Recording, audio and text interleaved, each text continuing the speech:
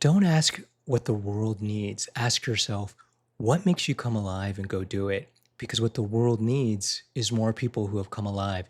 Howard Thurman said these words several decades ago, and his words ring just as true now as they did back then.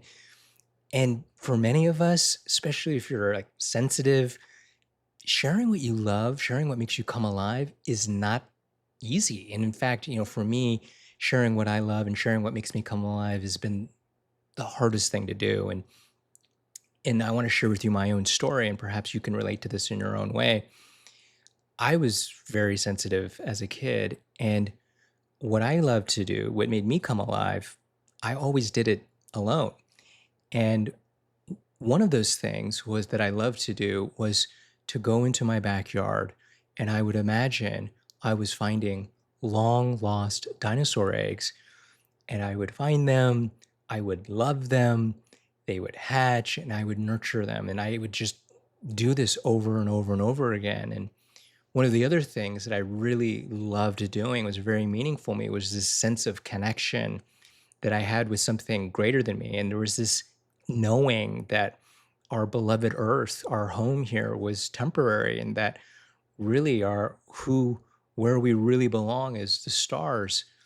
And these are things that I did not talk about, and they were not obviously nurtured if I'm not talking about it. And so, as you can imagine, as an adult, if I'm trying to share what I love, why it would be so hard? Because these are things I never did or I was doing alone, right?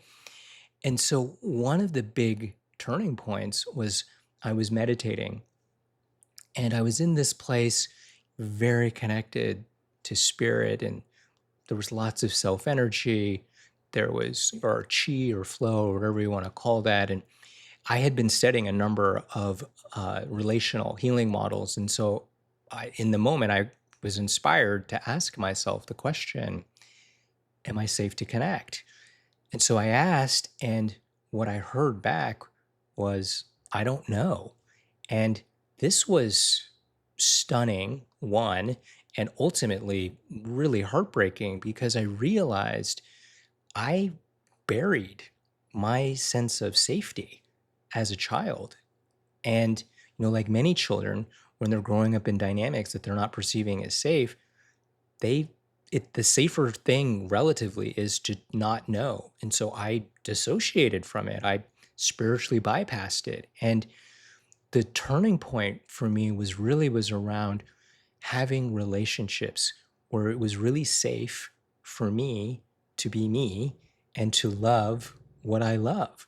And this, while sounds simple, was something that I really did not have as a child and was so healing and has been so transformative for me. And really, one of the things that's making me come alive is now been some of the things that I get to offer. And so I've been asked, and I'm collaborating with the IFS Institute for their continuity program. And I've developed a program called the Sacred Nervous System, a relational pathway for self and IFS. And this is for people the continuity program is for people who've done a level one training or their online circle. But really, what's making me come alive, it's like, this is like me letting the little boy who loved finding lost dinosaur eggs, loving something ancient, lost, and hidden, and really creating a space where people can connect with, maybe it's something that they resonate with that, or whatever it is, for people to start to feel more safe, to come alive, and to share what's theirs to love with the world.